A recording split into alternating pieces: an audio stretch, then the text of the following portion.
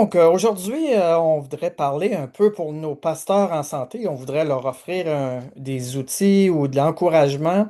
Et j'ai le privilège d'avoir avec moi René Laframboise, que plusieurs connaissent au Québec. Et je te salue, René. Content que tu sois avec nous. Et puis, de pouvoir partager qu'est-ce que tu as sur ton cœur pour les ouvriers. Je sais que tu as travaillé beaucoup avec les ouvriers, tu as fait beaucoup de relations d'aide, tu as tout un CV. Et en plus de ta formation de psychologue, fait que tu es bien équipé pour encourager les ouvriers. Fait que je suis content que tu sois là avec moi, puis pour parler aux ouvriers. Fait que je te laisse nous partager ce que tu as sur ton cœur pour les ouvriers. Merci Benoît pour l'opportunité. C'est un plaisir de pouvoir, si je le peux, encourager mes collègues au Québec dans le ministère. Donc, j'ai une cinquantaine d'années d'implication depuis ma conversion au Québec, d'abord au sein de Jeunesse en Mission, puis, comme tu le mentionnes, la relation d'aide, écriture de livres et puis implication dans le corps de Christ de plusieurs façons depuis toutes ces années. Donc, c'est sûr que le fait de vieillir nous permet d'accumuler certaines années d'expérience. Et puis, en repensant à aujourd'hui, ce que j'allais partager avec vous, c'est deux choses me venaient à l'esprit, deux mots, solitude et isolement. Hmm. Solitude, en pensant à mes années comme pionnier au sein de Jeunesse en Mission à Donham, un centre de formation qui existe toujours aujourd'hui, qui va fêter ses 50 ans l'an prochain. Euh, et j'ai eu des moments donnés que je vivais un certain sens de solitude, beaucoup de responsabilités, jeune leader, et c'était par moments difficile. Mon responsable, j'ai l'impression, se retrouvait à un moment donné à Vancouver, à l'autre bout du pays. C'était pas l'époque d'Internet, là, hein, comme aujourd'hui. Et c'était une certaine souffrance. Et il y a des moments comme ça, on est dans des ministères pionniers, puis c'est sûr, ça prend de la persévérance. Si on veut pouvoir avancer, il n'y a pas de solution magique euh, pour voir le temps qu'une équipe se construise, puis pouvoir travailler en équipe, ce qui est important. Donc, ça, c'est un premier encouragement que je vais donner à ceux qui vivent peut-être une certaine solitude, cet aspect ouais, de comprendre que des moments donnés dans nos vies où euh, on n'a pas d'autre choix que de persévérer avec la grâce de Dieu. Mais il y a aussi un autre aspect qui peut vraiment nous aider. Et l'autre mot que je partageais, c'est, à part solitude, c'est isolement. Et un danger qu'on a dans le corps de Christ, sans nécessairement le vouloir, mais de s'isoler soi-même du reste du corps de Christ.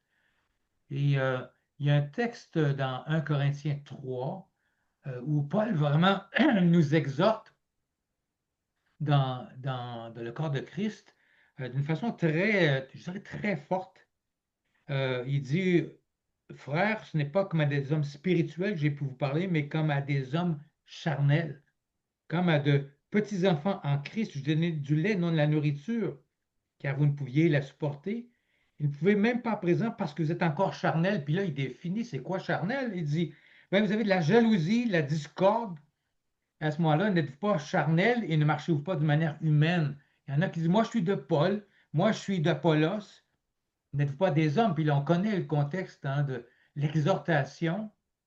Et puis, à la fin de ce chapitre, au verset 21, il dit que personne donc ne mette sa gloire dans les hommes, car tout est à vous.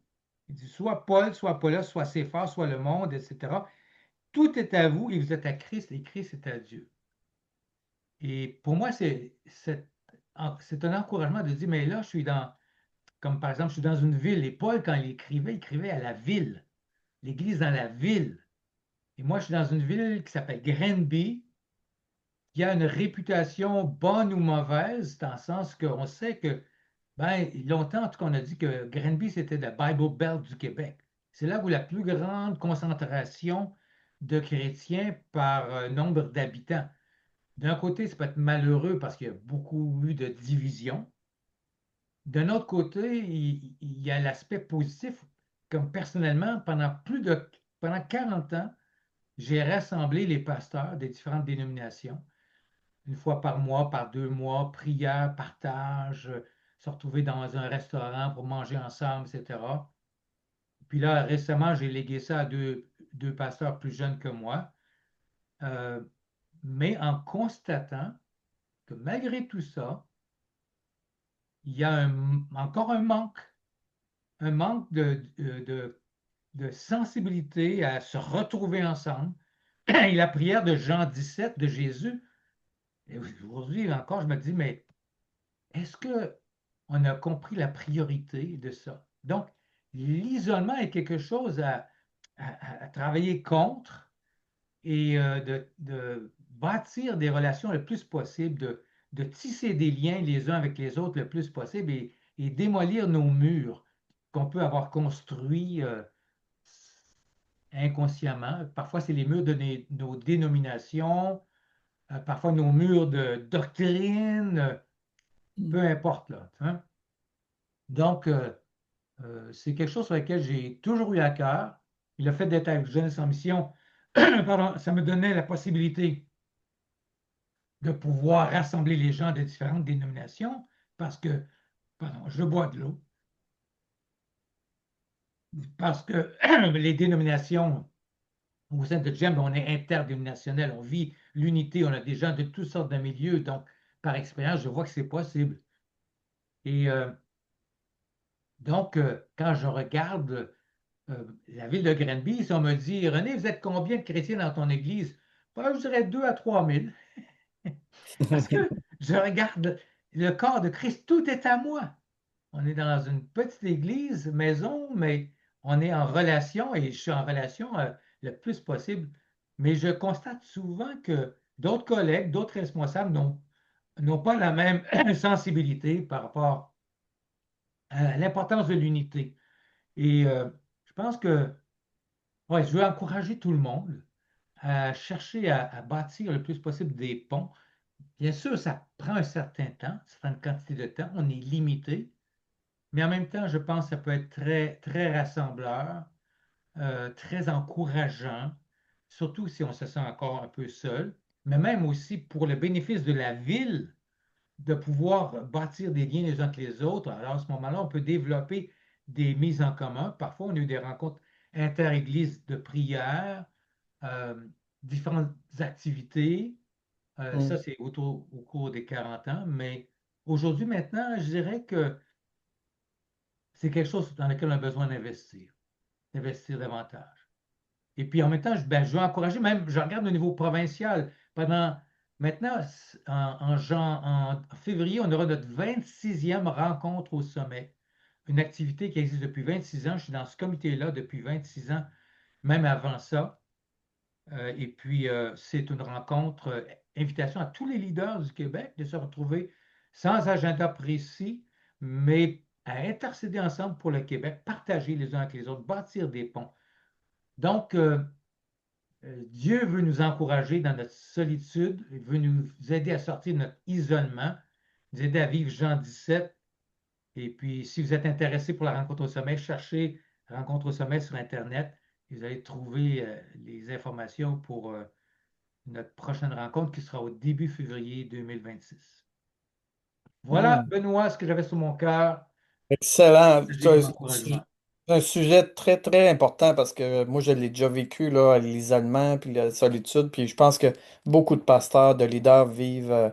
Parce que le fait que c'est nous, les bergers, qui prend soin, ben, on est plus en mode de prendre soin que de connecter. Et puis, moi, on avait vécu à Victoriaville.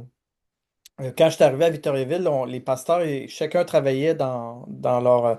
et ça m'a pris 10 ans à travailler, à créer l'unité. Et puis, à la fin, on priait toutes les églises sur la montagne pour la ville. Mais la richesse que ça donne, puis les fruits de ça, c'est énorme. C'est vraiment énorme. Oui, Et, oui, oui. ouais, mais je trouve ça génial, tout le temps que tu as mis aussi pour pouvoir rassembler ces pasteurs-là et puis encourager ces pasteurs-là, c'est vraiment beau. Fait que, Mais il faut persévérer, hein. Le message, la parole est claire. Ouais. persévérer dans l'amour fraternel, dans les Ouais, relations. ouais, ouais, ouais. Ouais. Faire tomber les murs, faire tomber les murs. Puis avec le réseau évangélique du Québec, moi je suis sur le comité d'évangélisation du réseau évangélique du Québec. Oui, Et quand on va à ces rencontres-là, puis de voir la fraternité qu'il y a là, c'est vraiment beau, là. Moi j'ai prié longtemps pour ça, pour voir ça. Puis c'est de voir travailler ces gens-là ensemble, là, puis peu importe les étiquettes, là, c'est tout vraiment à beau. fait. Oui, c'est une bénédiction aussi. Tout Ouais, à fait. ouais. Ouais, ouais. C'est un plus pour le Québec. Ouais. Et René, tu as écrit des livres. Est-ce que tu voudrais nous présenter tes livres? Oui, avec plaisir. J'ai beaucoup. Je vieillis maintenant, j'ai 75 ans, mais Dieu n'arrête pas encore de me mettre des choses sur mon cœur. Alors, mais un premier livre, le premier livre que j'ai écrit, c'est Adopté par le Père pour devenir adulte. C'était un livre qui continue encore aujourd'hui d'être bien, bien apprécié. D'ailleurs, je donnais récemment une conférence sur le sujet dans une église de Laval. Et ça répond à énormément de besoins parce qu'il y a beaucoup de souffrances concernant notre identité, des blessures du passé. Puis j'apporte vraiment une dimension biblique sur la guérison intérieure, sur l'importance de Dieu comme Père. Alors ça, c'est un livre que j'encourage beaucoup les gens qui veulent avoir un ministère vers les personnes qui ont des problèmes d'identité à considérer. Un autre livre, c'est Hommes, femmes égaux mais différents. Alors, celui-là touche le domaine du fait que hommes et femmes, on est égaux en valeur, mais on a des fonctions différentes. Ce qui n'est pas un message qui est compris dans la société. Et puis, parfois, dans le corps de Christ aussi, il y a des faux concepts par rapport à ça. Donc, j'aborde ça. Celui-ci, soyez transformés en profondeur. Dites non à la manipulation par vos pensées et par vos émotions. Ça, c'est pour faire suite à Adopté par le Père sur comment est-ce que Dieu veut nous toucher en nous parlant sur qui nous sommes, mais de son esprit à notre esprit, au-delà de nos émotions et notre rationnel. Moi, j'étais un gars très rationnel quand je me suis converti. J'ai appris à développer, sans mettre de côté ma tête, mais le côté spirituel. Et j'ai une approche tripartite qui ne correspond pas à tout le monde. Mais pour moi, on est esprit, âme et corps. Puis de réaliser ça, ça m'a vraiment aidé à progresser dans ma marche avec Dieu. Celui-ci très récent qui est sorti l'année passée, Jusqu'à ce que la mort vous sépare, bien vivre pour bien mourir. Donc, c'est la prise de conscience, mon épouse et moi, on a 48 ans de mariage, et qu'un jour, probablement, malheureusement, un des deux va partir avant l'autre. Et de penser, et c'est un sujet tabou au Québec, penser à la mort, penser à la séparation qui viendra, mais ça nous amène à réfléchir sur dans quelle mesure est-ce que ma vie présente j'ai vraiment un attachement avec Dieu plus fort que mon attachement avec l'autre. Donc, l'aspect des dépendances qu'on peut avoir aussi. Et le dernier chapitre a été écrit avec une jeune dame, Julie Deslauriers, qui était veuve à l'âge de 47 ans Hmm. et puis et qui vient de se remarier juste maintenant, il y a quelques semaines. Alors, elle donne son témoignage de femme veuve. Et puis, celui-ci, c'est un peu hors comment je dirais, c'est pas dans le même contexte de tout le reste, mais c'est une aventure fascinante de foi et de persévérance. On voit la caricature ici du Centre de jeunes Samson Donham. L'histoire que j'ai vécue avec cette communauté-là, où on a vu vraiment Dieu agir de manière fantastique pour amener, ouais, sa libération dans des situations de découragement profond qu'on pouvait avoir. Donc ça, c'est... Et puis il y en a un qui va venir en 2026, Dieu voulant, et c'est sur la vie de l'Église. Avions intéressés. Yes. Et j'aimerais savoir ta capacité d'écrire autant que ça. J'ai beaucoup d'idées, mais de réussir à mettre ça sur papier comme ça, c'est quelque chose, hein. Ouais, Fait que, chacun ses dons, puis moi, je suis passionné, là, tu sais. ouais, ouais. Ouais, Mais, puis c'est Dieu qui me donne. Je pensais l'avoir terminé avec peut-être le quatrième, puis là, oh non, un autre. Puis pendant que j'ai écrit l'autre, il y avait un autre que j'ai mis de côté, que j'ai retravaillé l'Église. Et puis maintenant, il y en a un nouveau dans ma tête, je viens de recommencer déjà aujourd'hui. pour plus tard. Wow, bravo, bravo, bravo. Merci René de tout ce que tu fais pour le royaume, tout ce que tu as fait pour le royaume, c'est vraiment bénissant. C'est vraiment bénissant de voir, de voir ton parcours, tout ce que tu as amené au Québec. C'est vraiment une belle richesse et j'apprécie beaucoup mon amitié avec toi. Et puis, je te remercie vraiment d'avoir pris ce temps-là pour partager pour les frères et sœurs du royaume. Et puis, en espérant te revoir bientôt. Ben oui, ça m'a fait plaisir. Merci pour l'invitation. Puis s'il y a des personnes qui auraient besoin de mon aide d'une quelconque manière, je continue de me rendre disponible euh, pour soutenir, pour accompagner les gens qui ont besoin. Excellent. Sois béni. Toi aussi, mon cher. Bye bye. Bye.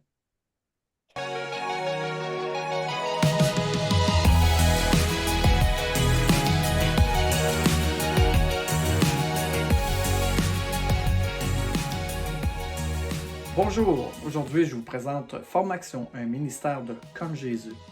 Nous avons des formations sur la relation d'aide, sur le discipulat et les communautés missionnelles. Nous avons des services de relation d'aide, de coaching et de mentorat. Notre mission, c'est de faire des disciples en santé qui se multiplient. Notre vision, c'est de voir tous les croyants s'épanouir dans toutes les sphères de leur vie afin de pouvoir vivre vraiment l'Évangile.